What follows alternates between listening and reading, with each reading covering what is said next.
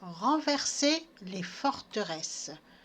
Lisons la parole de Dieu. Si nous marchons dans la chair, nous ne combattons pas selon la chair, car les armes avec lesquelles nous combattons ne sont pas charnelles, mais elles sont puissantes par la vertu de Dieu pour renverser des forteresses. Nous renversons les raisonnements et toute hauteur qui s'élève contre la connaissance de Dieu et nous amenons toute pensée captive à l'obéissance de Christ.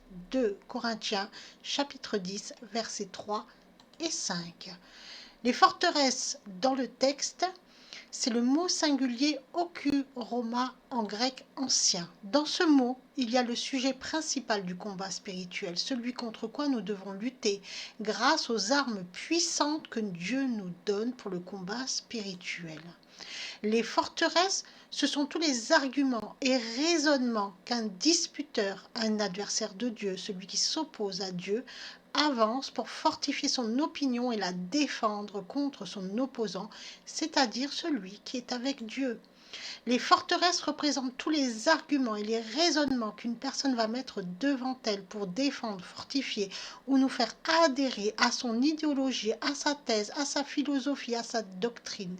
Il y a ici un aspect de discours, de quelqu'un qui parle pour nous convaincre de quelque chose, qui avance ses arguments, mais qui va, si on le laisse faire, si on l'écoute, si l'on n'y prend pas garde, nous enfermer, nous tenir prisonniers du mensonge et donc de Satan.